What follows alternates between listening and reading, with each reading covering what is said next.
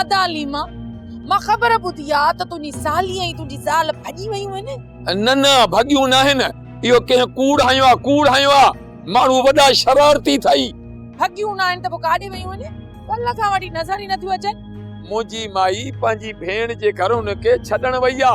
उते वरी हुनजो ॿियो केरु आ जो तो वारी ज़ाल हुनखे छॾण वई आ? केरु आहे या केरु नाहे या कंहिं वटि छॾण वई आ उहो तुंहिंजो मसलो कोन्हे। तूं पुलिस में कोन आई जो तूं इहे सुवाल जवाब असां न करी त काॾे वई आई, किथां आई, काॾे थी वञी। तुंहिंजो इन मामले में कुझु वञे ई कोन, उहो असांजो पंहिंजो मसलो आ।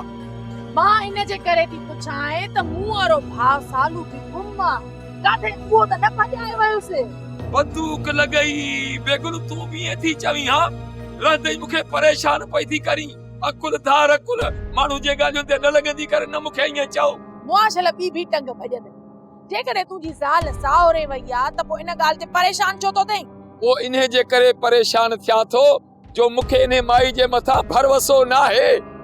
भरोसो न थई त पंहिंजी रन जा पेरा खण। जेकॾहिं ॿई मिली वञनि न त पोइ मुंहिंजो भाउ मूंखे मोटाए ॾिजाए, बाक़ी पंहिंजी इन कुराड़ीअ खे बंदूक हणी मारे छॾजांइ। जेकॾहिं ॻोठ मोटी आई न त मां बंदूक हणंदीमांसि, बाक़ी मुंहिंजे भाउ खे हिकिड़ो चंपो बि न हणजांइ। ॿुधाएं थी दड़को भली ॾिजांइसि। वञे निभागी माई मुंहिंजे फटण ते लूण हारे वई आ। सच में ईअं त नाहे त मता सालू वारी माई खे भॼाए वियो हुजे। सोप सीरियल तकरार तमाम एपिसोड ॾिसो हाणे HD क्वालिटी में। विजिट कयो असांजो YouTube channel Sindh TV HD drama. Subscribe कयो असांजो official YouTube channel Sindh TV HD drama ऐं वधीक अपडेट लाइ बेल आइकन खे क्लिक करियो।